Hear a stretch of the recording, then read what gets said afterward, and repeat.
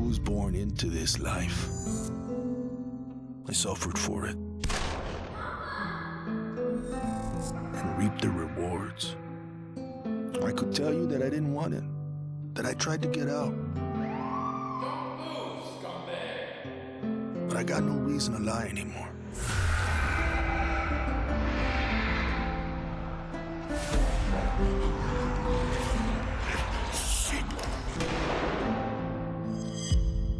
That life is the only reason I'm still here.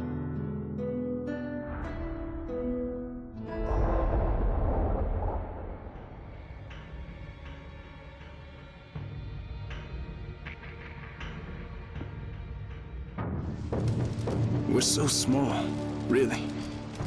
Insignificant. In the grand scheme, one life means so little. You dedicate yourself to a principle. But in the end, it's out of your control.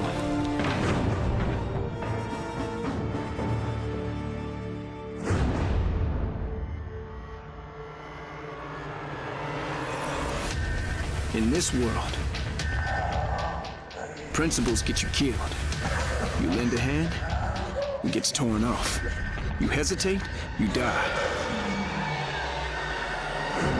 So you want to save someone?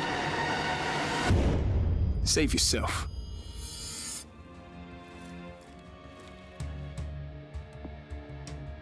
To all my classmates who alienated me because I was different.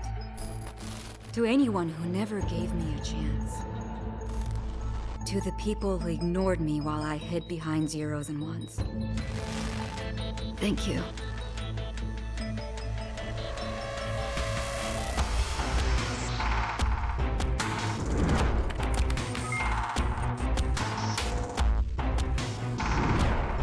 Without you, I would never have made it this far.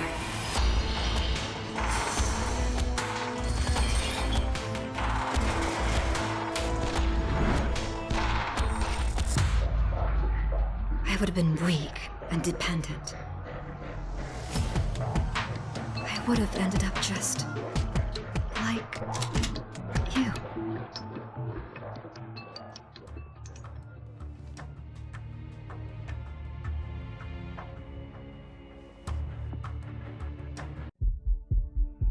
There's never a moment when you forget. It's there when you fall asleep and when you wake up. You keep going over the things you should have done. I should have stayed home that day. I should have held on.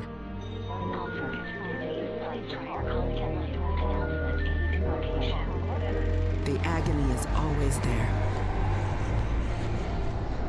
But I've learned to live with it. Because the only thing stronger than regret is hope.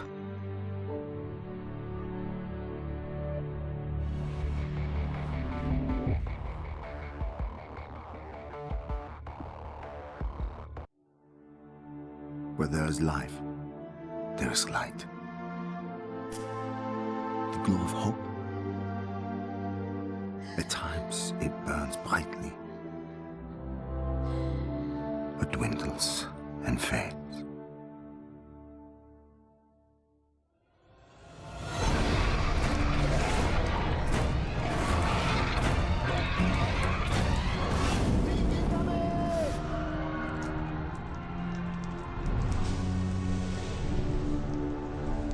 Once it is lit, we must never let it die.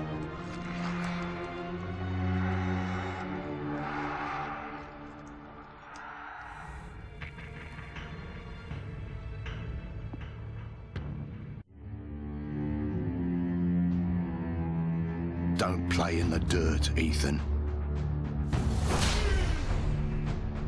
Stop fighting, Ethan. Be polite, Ethan.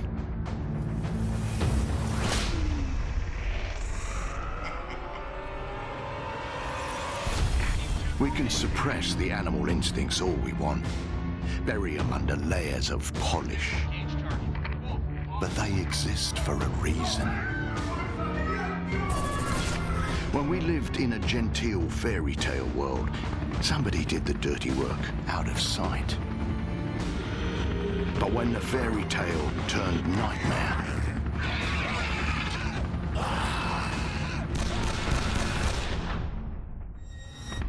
those instincts were the only thing that kept us alive.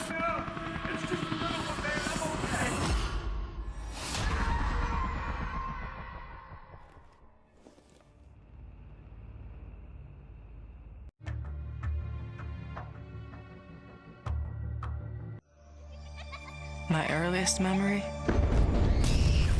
is war. It was a conflict so complex that it could never be resolved.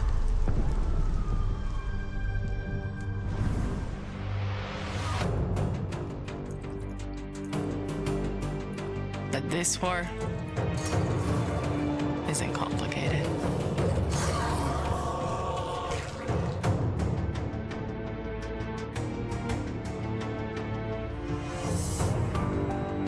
Death is still heartbreak.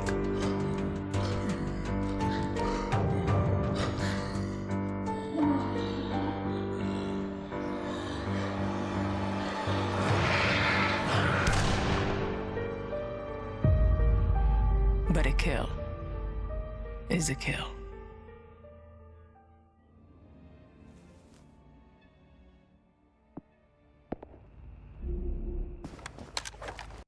There were moments when men's cruelty could not be explained. It had to be seen.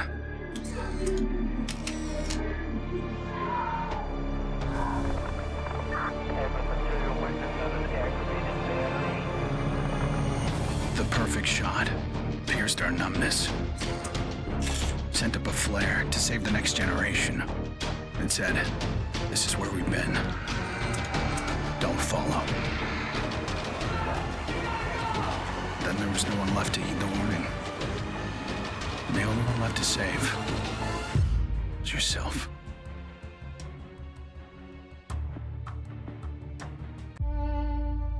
I was never afraid of Cachet the Deathless. I laughed at the fairy tale of this undead phantom. A woman of science would never fear such silliness. But what do we know?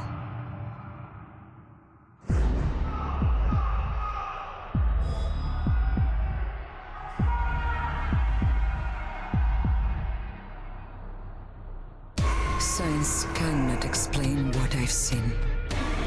And in the face of such horror, there is no logic.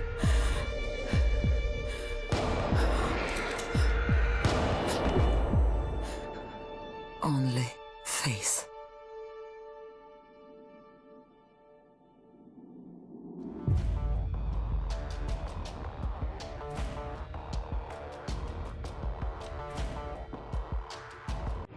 I was just a boy when the Soviet Union collapsed. The nation was divided in two. Those with power and those without. At 8 years old, I learned the price of weakness. And I vowed never to pay that price again. I became the strong man. I gathered wealth, influence, and power. But nature is indifferent to the hierarchy of men. Once more, she burned my world to ashes, leaving only bitterness and the rage I would need to survive.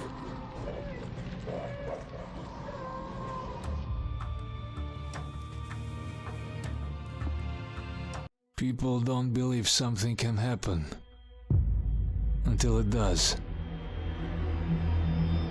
They live in cheerful ignorance of the coming storm. I could see nothing else. When it finally arrived, I felt relief. At least now the danger had taken shape. Now, I had a target.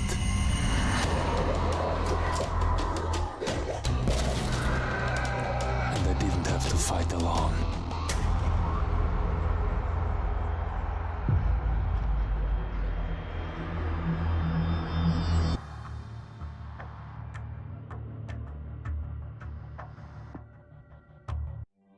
I will not be welcome in the kingdom of heaven. That fate was never in the cards for a man like me.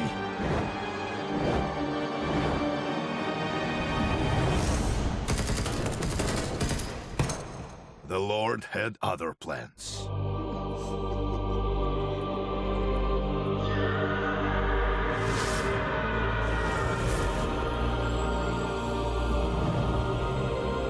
I have made my peace with God.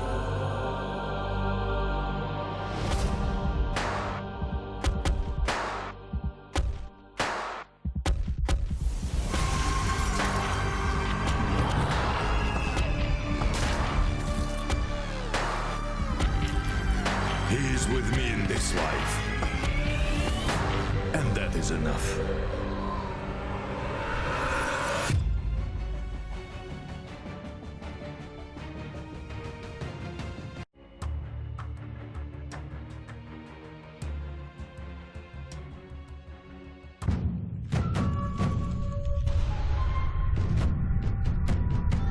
I was 11 years old the first time I felt the ground shake. My instinct was to leave, but my grandparents wouldn't hear of it. This is our home, they told me. We don't leave. I came to live by that code. Earthquakes, tsunamis, typhoons, they're all part of life here. We accept them. We don't leave. When the evacuation was announced, I rejected it. This wasn't our way. Then I saw them. And I understood. This wasn't another disaster. This was a war.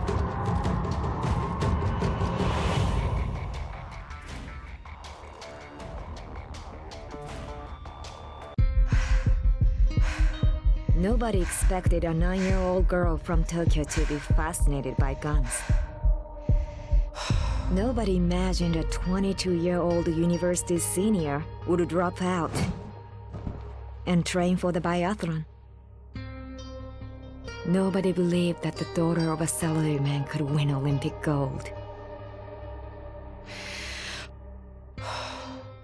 And nobody predicted that a necrotic plague would decimate our planet's population.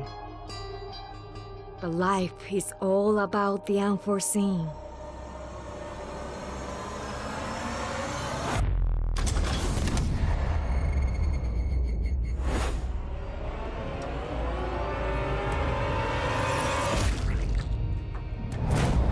And nobody saw me coming either.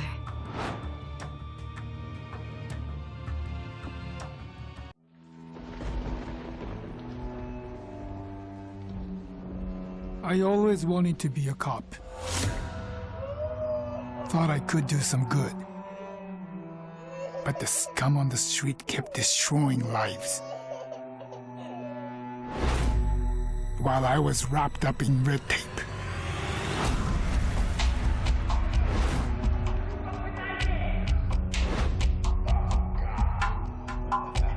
Shackled by senseless laws.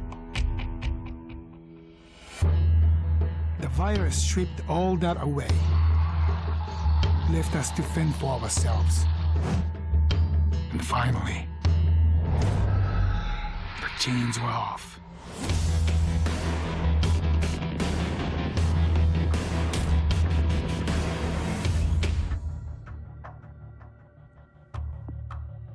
Growing up in Tokyo, you either became a salaryman or you were a waste. If you asked around, it's safe to say I was the latter. They said I lacked self-control, that I shamed my family.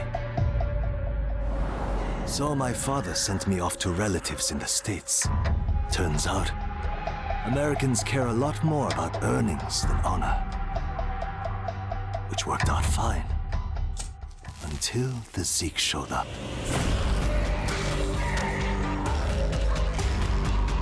The Japanese decided to evacuate. They didn't have the firepower to fight. But I had special skills. So when everyone else was leaving, I went home.